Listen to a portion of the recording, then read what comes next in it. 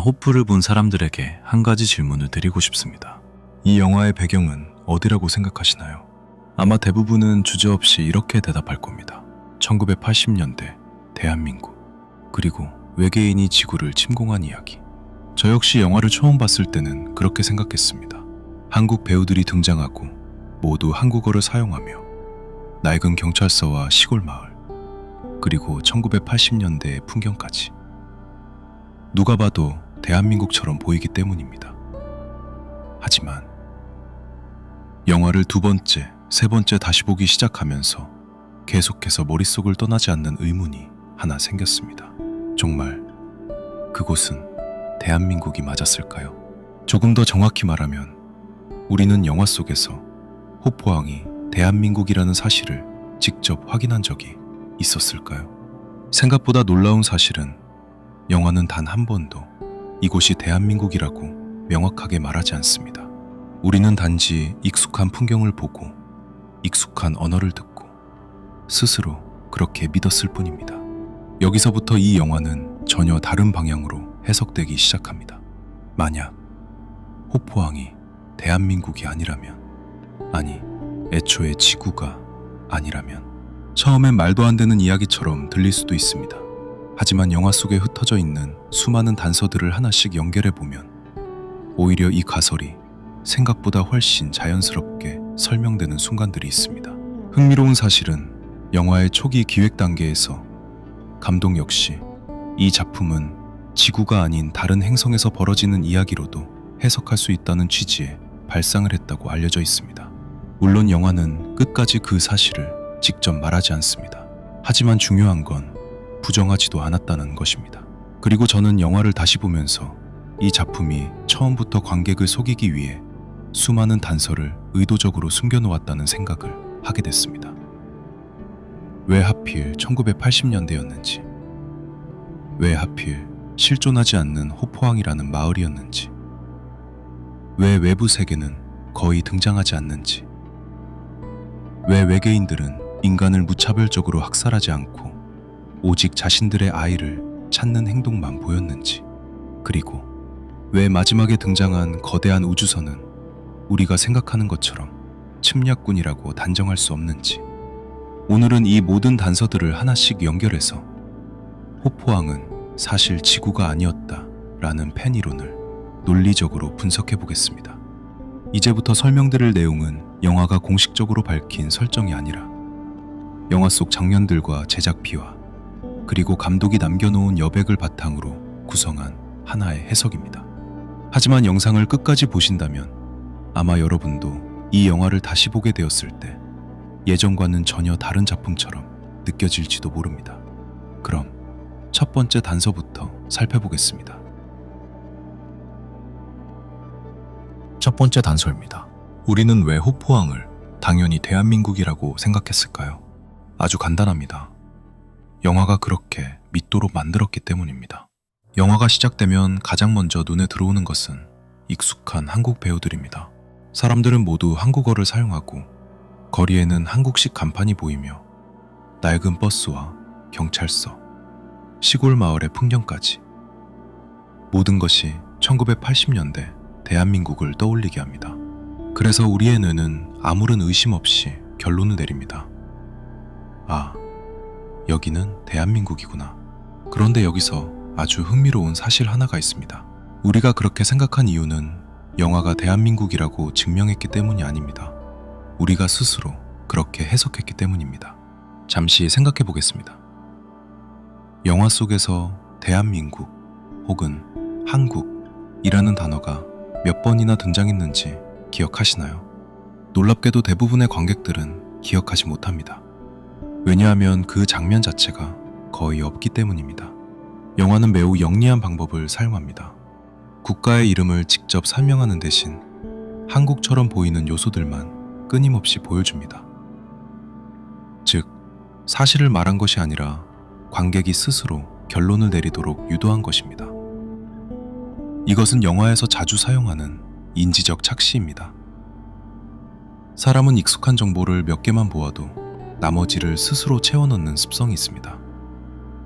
예를 들어 한국어를 듣고 한국 배우를 보고 한국 경찰을 보면 우리는 자연스럽게 대한민국이다 라고 생각합니다. 하지만 이것은 증량이 아니라 추론입니다. 그리고 바로 이 지점에서 이 팬이론은 시작됩니다. 만약 호포항이 대한민국이 아니라면 어떨까요? 조금 더 과감하게 호포항이 지구 자체가 아니라면 어떨까요?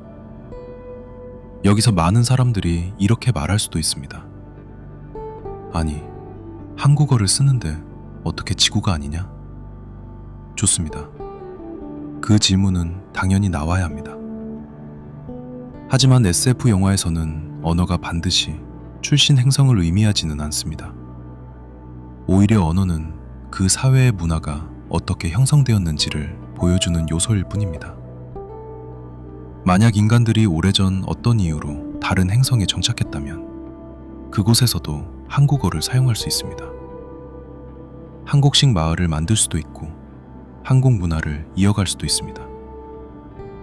실제로 우리는 영화 속 세계의 역사에 대해 거의 아무것도 모릅니다.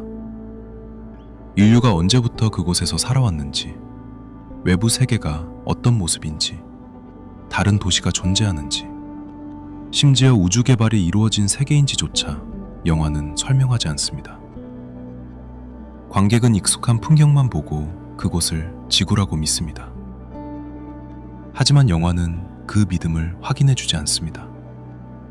그리고 이 점은 나홍진 감독이 남겨둔 가장 큰 여백일지도 모릅니다. 왜냐하면 이 영화의 핵심은 외계인이 나타난 순간이 아니라 관객이 처음부터 가지고 있던 상식이 흔들리는 순간부터 완전히 다른 작품으로 변하기 때문입니다. 지금까지는 단지 하나의 가설처럼 들릴 수도 있습니다.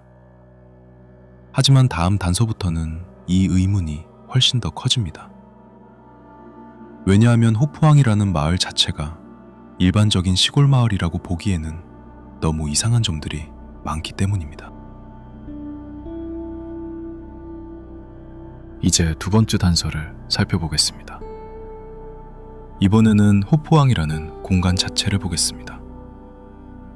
영화를 보면 호포항은 단순한 시골 마을처럼 보입니다. 인구도 많지 않고 낡은 건물들과 오래된 경찰서, 좁은 도로, 작은 항구. 겉으로 보기에는 1980년대 한국 어디에나 있었을 법한 평범한 어촌 마을입니다. 하지만 조금만 자세히 들여다보면 이 마을은 평범하다는 말로는 설명하기 어려울 정도로 이상한 점이 많습니다. 먼저 호포항은 실제로 존재하지 않는 지명입니다.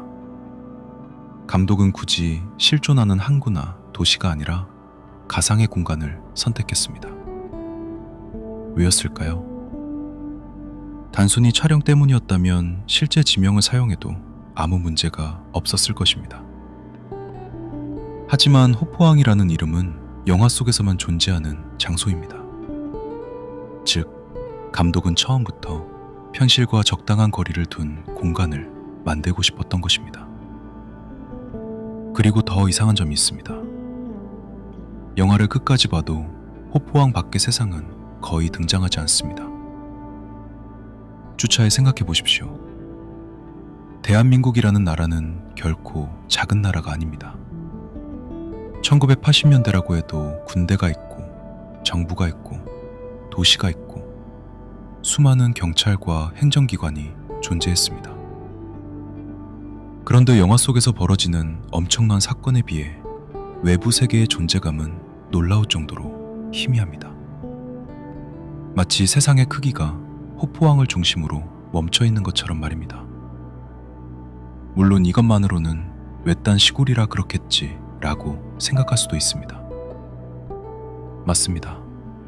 충분히 그렇게 볼 수도 있습니다. 하지만 이 다음 장면들을 함께 연결하면 조금씩 이상해지기 시작합니다. 영화 속 인물들은 호포항 밖의 세상에 대해 거의 이야기하지 않습니다. 서울에 있는 가족, 다른 지역에서 오는 지원, 대도시의 상황, 이런 이야기들이 놀랄 만큼 적습니다.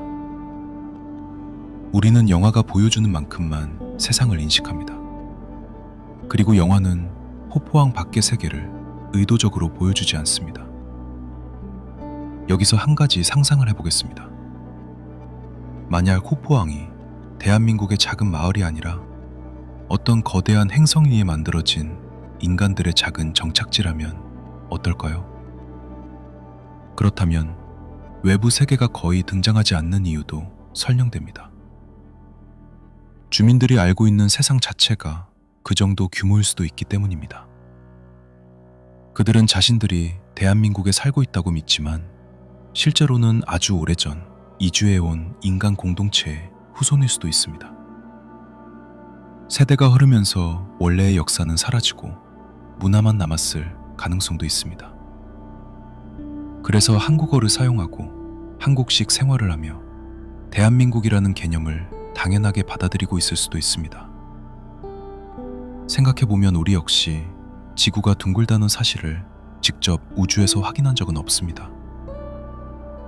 학교에서 배우고 사회가 그렇게 알려주었기 때문에 당연하게 믿고 있을 뿐입니다.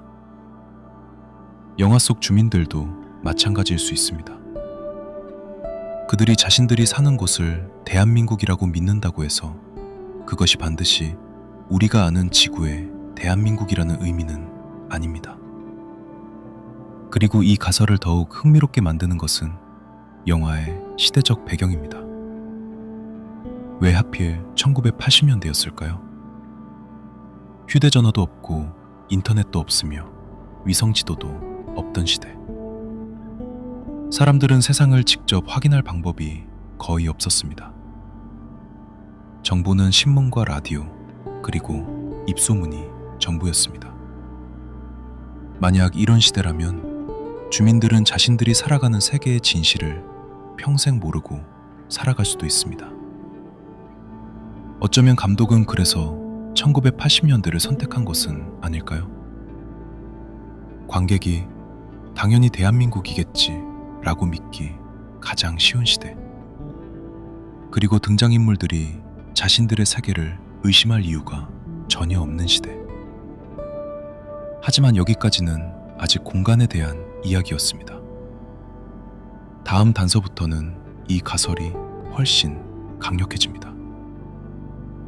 왜냐하면 영화 속 외계인들의 행동은 침략자라고 보기에는 너무나 이상하기 때문입니다. 이제부터는 이 펜이론의 핵심으로 들어가 보겠습니다. 영화를 처음 본 대부분의 관객들은 외계인들이 갑자기 지구를 침공했다고 생각합니다. 그것이 가장 자연스러운 해석이니까요. 정체를 알 수 없는 생명체가 나타나고 사람들이 죽기 시작합니다. 우리는 당연히 외계인의 침공이 시작됐다 라고 받아들입니다. 그런데 영화의 후반부로 갈수록 이 생각은 조금씩 흔들리기 시작합니다. 왜냐하면 외계인들의 행동이 일반적인 침략자와는 너무 다르기 때문입니다. 잠시 우리가 알고 있는 대표적인 외계 침공 영화를 떠올려 보겠습니다. 인디펜던스 데이에서는 외계인들이 도시를 파괴합니다. 우주전쟁에서는 인류를 대량 학살합니다. 에일리언 역시 인간을 숙주로 삼으며 끊임없이 번식합니다. 이런 작품들의 공통점은 목적이 분명하다는 것입니다. 정복, 학살, 번식, 자원 확보. 하지만 허프 외계인들은 놀랍게도 그런 행동을 하지 않습니다. 오히려 그들이 가장 집착하는 것은 단 하나입니다. 바로 잃어버린 아이입니다. 이 점은 영화 후반부에서 명확하게 드러납니다. 인간들은 처음부터 외계인들에게 공격받은 피해자라고 생각했습니다. 하지만 진실은 정반대였습니다. 사건의 시작은 인간이었습니다. 양배는 우연히 발견한 어린 외계 생명체를 죽였습니다. 그리고 그 사체를 숨겼습니다. 즉, 외계인들의 입장에서 보면 자신들의 아이가 갑자기 실종된 것입니다. 여기서 생각해 보십시오. 만약 여러분의 가족이 어느 날 갑자기 사라졌다면 여러분은 어떻게 행동하시겠습니까? 무차별적으로 사람들을 죽일까요? 아니면 아이를 찾기 위해 사건이 발생한 장소를 중심으로 움직일까요? 영화 속 외계인들은 후자의 행동을 합니다. 그들의 모든 행동은 아이를 찾는 방향으로 이어집니다. 이것은 매우 중요한 차이입니다. 그들은 인간 문명을 정복하려 하지 않습니다. 국가를 점령하려 하지도 않습니다. 자원을 약탈하는 모습도 없습니다. 그저 잃어버린 아이를 찾고 그 과정에서 인간과 충돌하게 됩니다. 그렇다면 여기서 새로운 질문이 하나 생깁니다. 그들은 도대체 어떻게 아이가 있는 장소를 그렇게 빨리 알아낸 걸까요? 생각보다 이 부분은 영화에서 거의 설명되지 않습니다. 만약 정말 다른 은하계에서 날아온 존재라면 드넓은 우주에서 호포항이라는 작은 마을을 정확히 찾아온다는 것은 생각보다 엄청난 일입니다. 물론 초광속 이동이나 신호 추적 같은 SF적인 설정을 상상할 수도 있습니다. 하지만 영화는 그 어떤 설명도 하지 않습니다. 그 대신 외계인들은 마치 원래 이 주변 지리를 알고 있었던 존재처럼 행동합니다. 망설임이 없습니다. 길을 헤매지도 않습니다. 목적지를 찾기 위해 시간을 허비하지도 않습니다. 마치 자신들의 생활권 안에서 실종된 아이를 찾는 것처럼 움직입니다. 여기서 이 펜이론이 가장 강력해집니다. 만약 그들이 먼 우주에서 온 외계인이 아니라 원래 이 행성에서 살아온 원주민이라면, 그렇다면 아이를 금방 찾은 이유도 설명됩니다. 호포항은 그들에게 낯선 장소가 아니기 때문입니다. 오히려 낯선 존재는 인간들입니다. 우리는 영화를 보는 내내 외계인이라는 단어를 사용합니다. 하지만 그것은 철저히 인간의 시점에서 붙인 이름입니다. 조금만 시점을 바꿔보면 외계인은 인간일 수도 있습니다. 만약 이 행성의 주인이 그 생명체들이었다면 인간은 허락 없이 정착한 이주민이 됩니다. 그리고 원주민의 아이를 죽인 가해자가 됩니다. 그 순간 영화의 선과 악은 완전히 뒤집힙니다. 우리는 괴물이라고 생각했던 존재를 잘못 이해하고 있었던 것입니다. 그리고 영화는 그 사실을 결말 직전까지 숨겨둡니다. 하지만 아직도 풀리지 않는 의문이 하나 있습니다. 외계인들은 어떻게 인간 사회의 존재를 알고 있었을까요? 그리고 왜 마지막에 그 거대한 우주선이 등장했을까요? 많은 사람들은 그 장면을 침공의 시작이라고 해석합니다. 하지만 다음 단서를 보면 그 우주선의 의미 역시 전혀 다르게 보이기 시작합니다.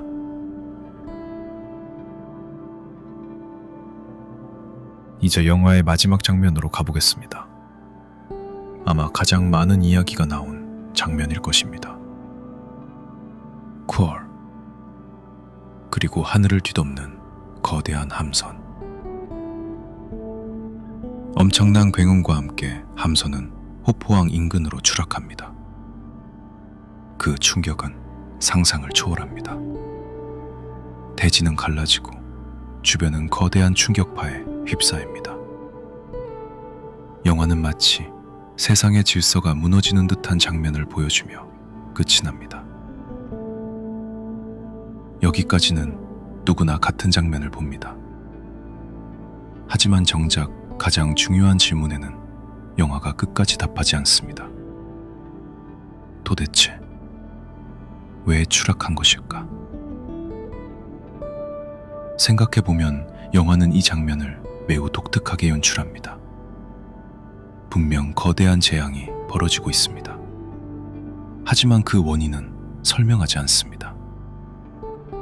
함선이 공격을 받은 것인지, 사고가 난 것인지, 이미 손상된 상태였는지, 아니면 다른 이유가 있었는지. 영화는 아무것도 알려주지 않습니다. 그저 추락했다 라는 결과만 보여줄 뿐입니다. 이 부분은 상당히 흥미롭습니다. 보통 영화라면 이 정도 규모의 장면에서는 최소한의 설명이라도 등장합니다. 하지만 호프는 가장 거대한 사건 앞에서조차 침묵을 선택합니다. 왜였을까요? 저는 이 침묵이 의도적이었다고 생각합니다. 감독은 원인을 알려주는 대신 관객이 직접 연결하도록 만들었습니다. 그리고 지금까지 살펴본 단서들을 여기에 대입해보면 새로운 가능성이 하나 생깁니다. 만약 호프왕이 우리가 알고 있는 지구가 아니라면, 그리고 쿠얼이 이 행성과 오래전부터 연결된 존재라면, 그렇다면 마지막 함선의 추락은 단순한 외계인의 침공이라는 한 문장으로 설명하기 어려워집니다. 그 함선은 왜 하필 호프왕까지 왔을까요? 왜 수많은 장소가 아니라 이 작은 마을이었을까요? 영화는 그 이유를 말하지 않습니다. 하지만 앞서 살펴본 단서들과 연결하면 호프왕은 우연히 선택된 장소가 아니라 처음부터 중요한 의미를 가진 공간이었을 가능성이 생깁니다. 실제로 영화 속 모든 사건은 결국 호프왕으로 모입니다. 인간도, 쿠얼도, 그리고 마지막 거대한 함선까지. 모든 길의 끝에는 호프왕이 있습니다. 그렇다면 호프왕은 단순한 배경이 아니라 이 이야기의 중심이었던 것은 아닐까요? 그리고 바로 이 지점에서 영화 밖에 남아있는 또 하나의 단서가 등장합니다. 바로 이 작품의 초기 기획입니다. 지금까지 우리는 영화 속에 흩어져 있던 4개의 단서를 살펴봤습니다. 첫 번째, 영화는 호프왕이 대한민국이라는 사실을 끝까지 직접 말하지 않습니다. 우리는 한국 배우와 한국어, 그리고 익숙한 풍경만 보고 스스로 그렇게 믿었습니다. 두 번째, 호프왕은 이상할 정도로 외부 세계와 단절되어 있습니다. 대한민국이라는 국가보다 호프왕이라는 작은 공간 자체가 훨씬 중요하게 다뤄집니다. 세 번째, 우리가 외계인이라고 부른 존재들은 인류를 정복하려 하지 않았습니다. 그들이 끝까지 찾고 있었던 것은 잃어버린 아이였습니다. 그리고 사건의 시작은 인간이 먼저 그 아이를 죽인 것이었습니다. 네 번째, 영화의 마지막, 쿠얼의 거대한 함선은 호프왕으로 추락합니다.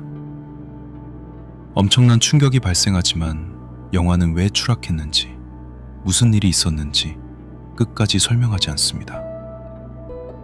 가장 거대한 사건조차 의도적으로 비워둔 것입니다. 그렇다면 감독은 왜 이렇게 많은 여백을 남겼을까요?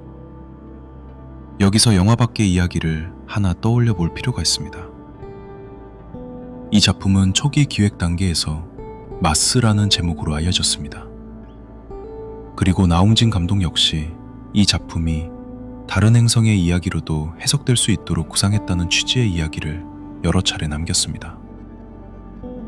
물론 이것이 호프왕은 화성이다 라는 공식 설정은 아닙니다.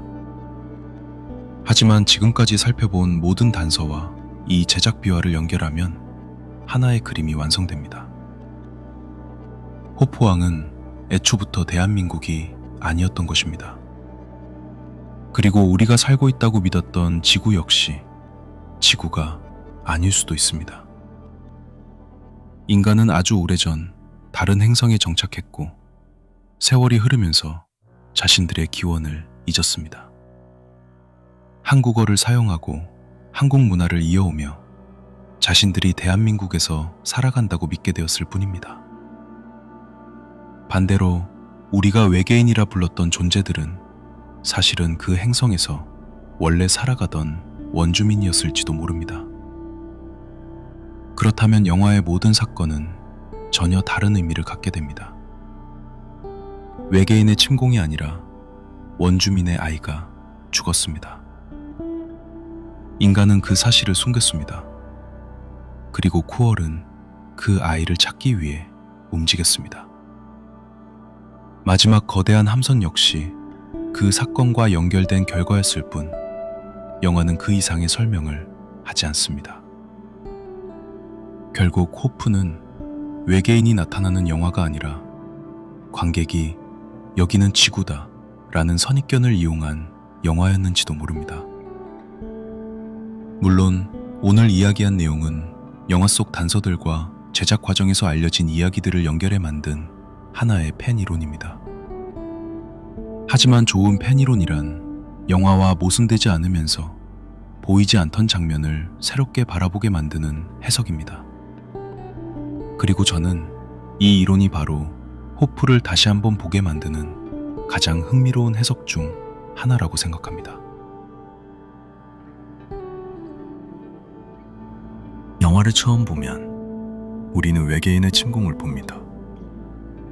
두 번째 보면 인간이 먼저 외계인의 아이를 죽였다는 사실이 보입니다. 그리고 세 번째 보게 되면 이런 질문을 하게 됩니다. 우리는 처음부터 무엇을 당연하다고 믿고 있었을까? 호프왕은 정말 대한민국이었을까요? 우리가 외계인이라고 부른 존재들은 정말 이방인이었을까요? 아니면 처음부터 그 반대였던 것은 아닐까요? 오늘 이야기한 호프왕은 지구가 아니었다 라는 해석은 어디까지나 영화 속 단서들과 제작 과정에서 알려진 이야기들을 연결해 만든 하나의 팬이론입니다. 영화는 그 어떤 답도 공식적으로 알려주지 않습니다. 하지만 오히려 그렇기 때문에 이 영화는 끝난 뒤에도 계속해서 생각하게 만듭니다. 좋은 영화는 모든 질문에 답을 주는 영화가 아닙니다. 관객이 스스로 답을 찾게 만드는 영화입니다. 그리고 호프는 바로 그런 영화였습니다. 어쩌면 나홍진 감독이 끝까지 숨기고 싶었던 것은 외계인의 정체가 아니었는지도 모릅니다. 우리가 너무도 당연하게 믿고 있던 여기는 지구다 라는 단 하나의 전제. 만약 그 전제 하나가 처음부터 틀려 있었다면 이 영화의 모든 장면은 완전히 다른 의미로 다시 보이게 됩니다. 여러분은 어떻게 생각하시나요? 호프왕은 정말 대한민국이었을까요? 아니면 처음부터 전혀 다른 세계였을까요? 댓글로 여러분의 해석도 함께 남겨주세요.